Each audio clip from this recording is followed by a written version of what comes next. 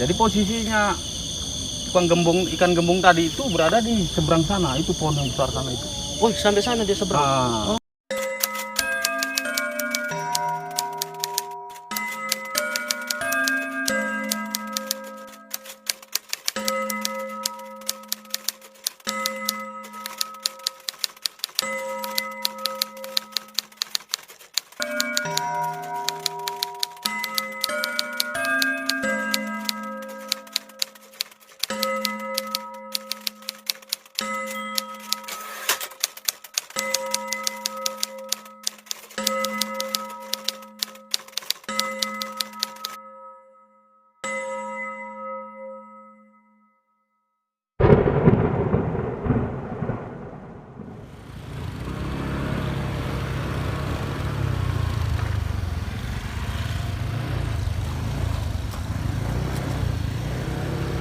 Ini kok aku yang apa ya?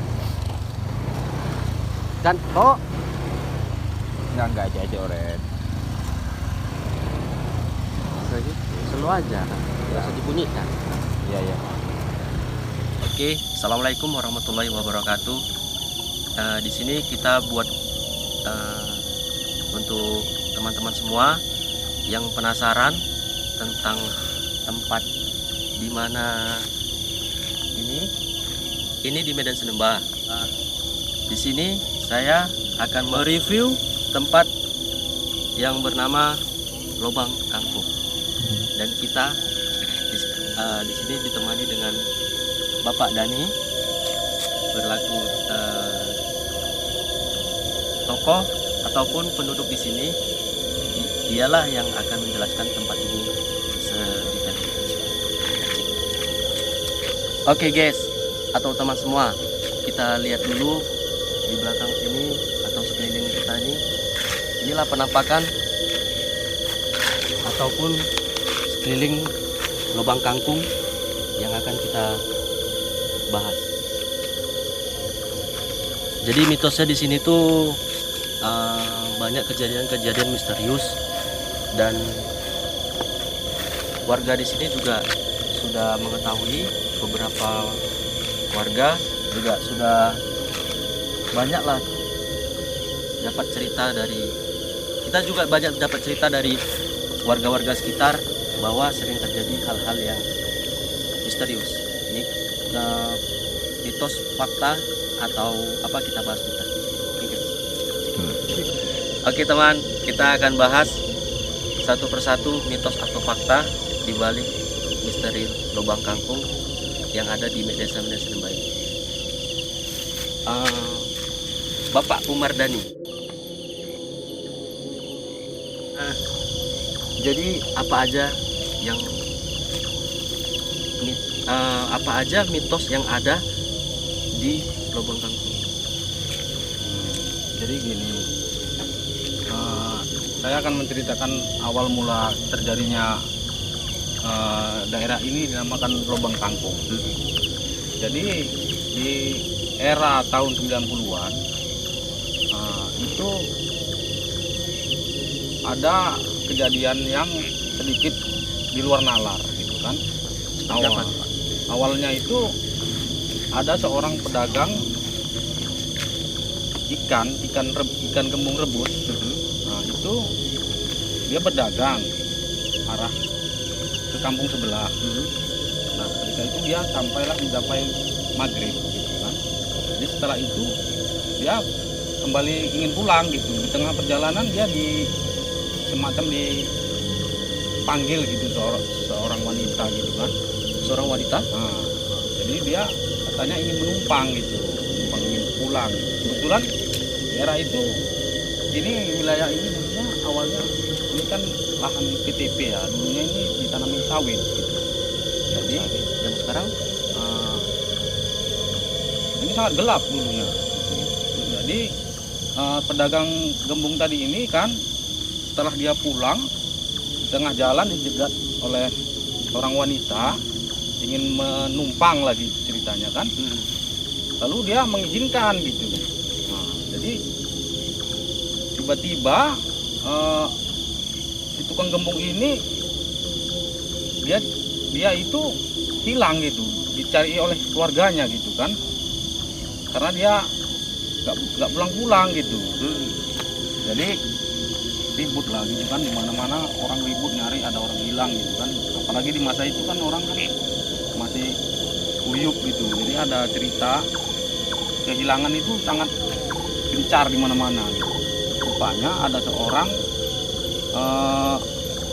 pengembala gitu, menemukannya dia sedang berada di bawah pohon Di sekitaran lubang kangkung ini. lubang kangkung ini. Jadi Itu sekitar pukul berapa atau hari apa, sore kah, maghrib kah, atau malam? itu ketemunya siang hari. Siang hari. Nah, Dan dia Jadi- posisinya masih linglung atau ya dia posisinya terdiam gitu. terdiam? Jadi ketika itu langsung dibawa oleh keluarganya lah pulang kan. Nah, jadi dari situ dia ditanya lah gitu kan, kok sampai ke situ gitu. Soalnya sudah 3 hari dia nggak nampak gitu kan, nggak pulang. Jadi setelah itu dia bercerita karena udah mulai sadar dia kan, katanya dia itu berada di sebuah kampung. Nah itu posisinya itu di sini gitu, dia merasa ini kampung gitu. Padahal ini udah jelas-jelas hutan gitu. Ini dari zaman dulu pun Hutan. ini hutan, ini sawit, di sebelah sini sawit gitu kan. Dan karena ini dia rawa, nggak bisa ditanam sawit, jadi dari dulu pun ini memang gini gitu, semak gitu. Tapi dia menganggap ini sebuah kampung katanya gitu. Dan penuh banyak pemukiman lah ya. Iya Ya, gitu. Jadi ya keluarganya juga banyak bercerita tentang itu gitu kan. Nah, mulai dari situlah awal mulanya lubang kangkung ini terkesan mistis. Dengan penuh dengan misterinya lah ya. Ya. Oke. Jadi dan bukan juga hanya itu gitu. Oke, kembali lagi sedikit boleh Pak. Kembali biar lebih luas lagi. Dan di sekitaran sini masih terlihat masih banyak pohon-pohon besar ya Pak ya. Iya benar. Ah. Jadi sampai sekarang ini juga di daerah ini semenjak digarap ya sama masyarakat setempat. Namun tempat ini tetap tidak dijamah gitu karena mungkin orang nggak berani untuk membuka lahan ini gitu karena Untuk memang khusus di rawa kangkung ini. gitu loh. Jadi memang sebagian di wilayah sini udah ada yang ditanami sama masyarakat setempat karena udah Ditambah digarap tumbuhan gitu. lah ya. Jadi posisinya tukang ikan gembung tadi itu berada di seberang sana, itu pohon yang besar sana itu. Oh, sampai sana dia seberang. Nah, Oh. dia ditemukan oleh pengembala sapi pada saat itu. Dulu masih banyak lah untuk pengembala sapi di sini. Banyak karena memang wilayah PTPN 2 ini dibebaskan Hutan-hutan lah ya. dibebaskan untuk pengembala boleh gitu. Jadi dan cerita itu terus berlanjut gitu Sampai sekarang ini ada mistis ada fakta atau mitos lain tidak soal ya. selain cerita tentang Bapak seorang penjual ikan gembung, ada lagi selain itu ada lagi tidak yang Ya sangat banyak sekali, cerita yang sangat banyak. Termasuk saya juga pernah juga mengalami. Bapak sendiri pernah mengalami Pernah. untuk Karena di sekitaran sini? Karena saya juga dulu pas kecil saya juga seorang pengembala. Iya. Saya dulu memiliki kambing gitu kan.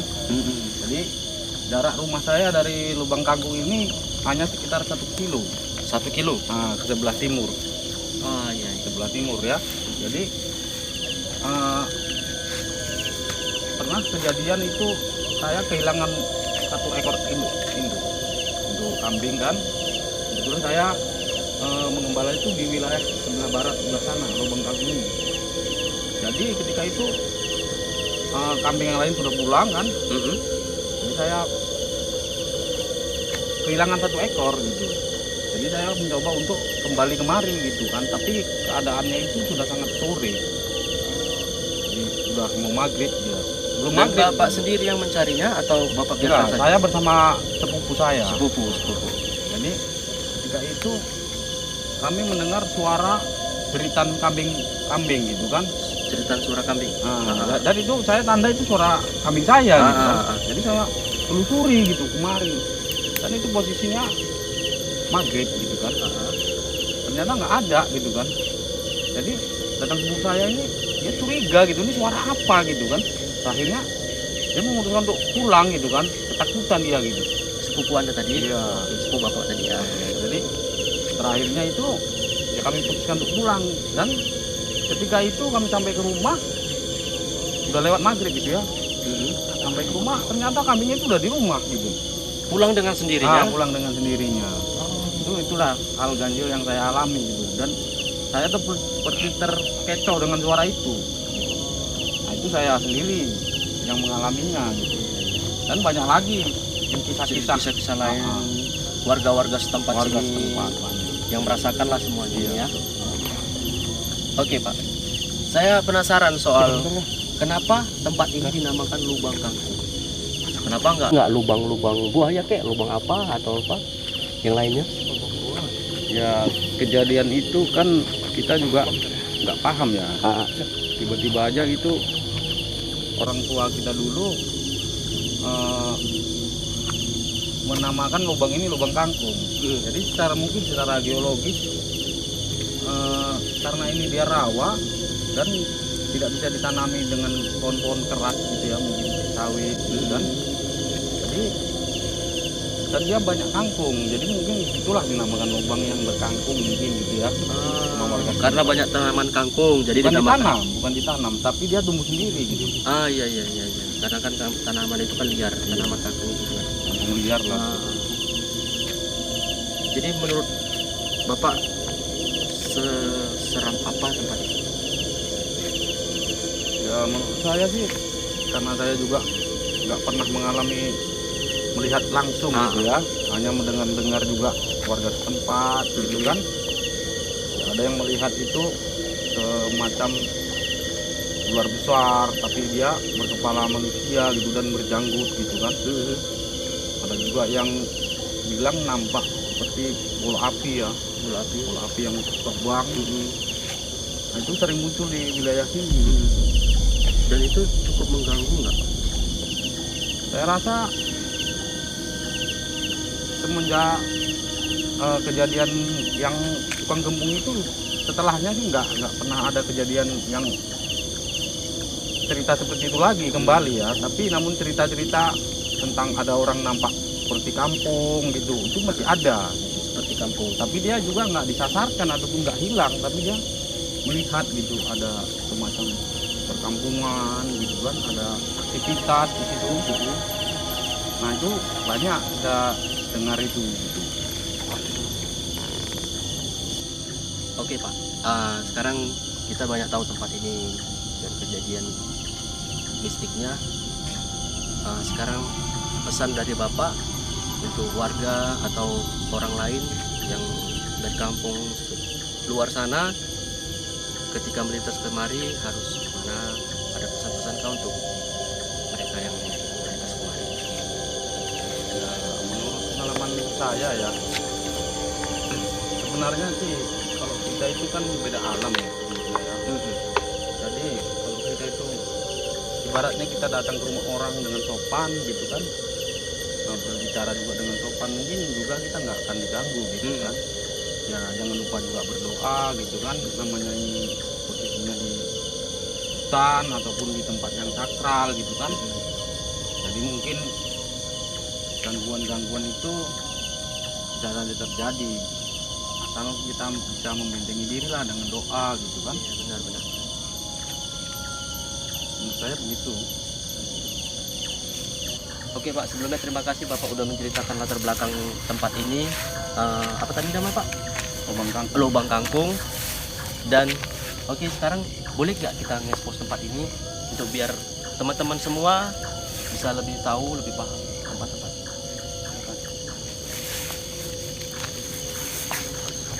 Enggak. Banyak masih hutan-hutan. Masih hutan-hutan ya Pak, ini bambu ya, bambu-bambu. Ini tempatnya masih cukup seram ya Pak. Ya, lihat kan ini kan sangat gelap, terlindungi oleh bambu-bambu ini.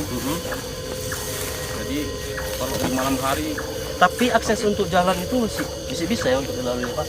ya karena ini kan ada juga lintas untuk ke ladang tanah garapan ini, masyarakat setempat. Dan ini penuh rimbun juga pohon bambunya ya.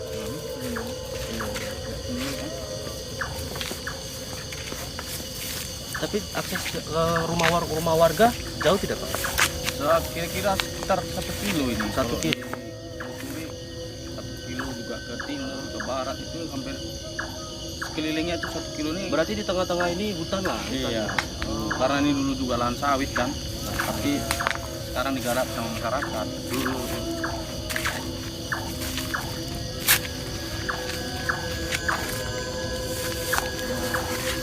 Inilah tempatnya guys, teman. Kita bisa lihat semua ini dari belakang ini cukup masih seram lah, cukup seram. Dan sekarang teman-teman bisa bayangkan sendiri, dan ini tempat masih sangat ya rimbun dengan pohon bambu, rawa-rawa, hutan-hutan, bahkan pohon-pohon besar yang masih cukup banyak. Dari sini kita bisa menyadari bahwa alam itu sebenarnya kalau tidak kita ganggu, mereka juga tidak akan mengganggu. Jadi intinya kita tetap saling menjaga, saling berdoa untuk kebaikan kita semua. Oke lah Pak, sampai sini saya mengucapkan terima kasih sudah menemani saya untuk mereview atau melihat tempat ini, dan Bapak sudah menjelaskan dengan detail. Mari kita cek. Di sini guys, untuk teman-teman semua yang ingin mengeksplor tempat ini boleh datang kemari, tapi tetap jaga, jangan sesuka hati, tetap jaga sikap lah intinya ya kan. Dan jangan merusak alam, karena mereka juga ada hidup di sana tanpa, terkadang juga kita percaya atau tidak percaya, tapi tetap ada. Jadi intinya kita saling menjaga, dan semua ini pasti ada hidup dan mati, dan kehidupan lain pasti ada. Oke, saya pamit. Saya sebagai host di sini dan Bapak Dani. Assalamualaikum warahmatullahi wabarakatuh.